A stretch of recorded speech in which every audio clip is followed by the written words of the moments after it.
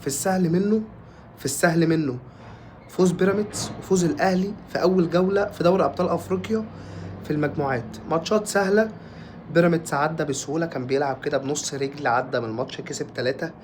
الاهلي كان بيلعب ماتش سهل، عدى كده بربع رجل كسب 4. البطوله كده كده متواضعه يعني.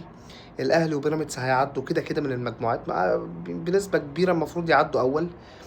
بطوله سهله. البطوله السنه دي هتبتدي تسخن بعد المجموعات زي كل سنه عموما. كان فوز سهل، لعيبه بتاخد ثقه بتاع مش عارف ايه. ده اللي المفروض اللي الزمالك يعمله بكره. ده اللي المفروض الزمالك بكره يكسب فوز سهل ب2 3، يريح نفسه، يكسب ثقه، شويه حاجات من دي. طبعا كده كده ياسر ابراهيم بيغير من صحابه، وكل ما لعيب ياخد رجل المباراه بيضربه. قام النهارده بقى ما عرفش ايه، لا دي مش هتظبط معاه. الشناوي جه يقومه مرضاش يقوم، يعني في الجون اللي الشناوي غلط فيه قاموا معاتبين بعض، فالشناوي يعني بيعمل نمره عشان قال ايه يعني ايه، قوم يا طيب يا ياسر انت لخبطتني ليه وبتاع. فياسر قال له انت مجنون، ما مرضاش، قام باصص له بقرف وقام مرضاش يسلم عليه. وقام النفسانه في الفرقه دي يعني حاجه يعني ليفل الوحش، فاهم. النهارده الريس امام رجع شاط شوطه خبطت في 6 لعيبه دخلت. طبعا زيزو النهارده في انقلاب في النادي. بكره في انقلاب، بكره في ناس هترفع طبنجات على بعض في النادي. وده مش كلام اوف وبتاع ويلا وقصف جبهات، هما كده كده مولعين في بعض. اللعيبه اللي بياخد فيهم رجل المباراه ياسر ابراهيم بينزل وراه بشومه.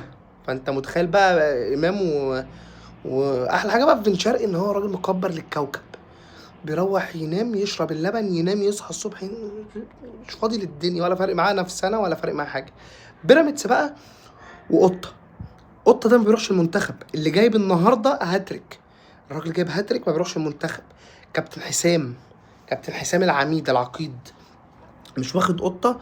وطبعا هتلاقيه بقى واخد كوكا، وهتلاقيه واخد ناس ما انت ما تسمعوش لا تفقه شيء عن كره القدم. هو سايب الراجل اللي بيجيب هاتريك في دوري ابطال افريقيا وراجل مؤثر في فرقته. انت ممكن ما تكونش مقتنع بيه، مثلا انت كابتن حسام، طب الراجل مؤثر على الاقل خدوه دكه.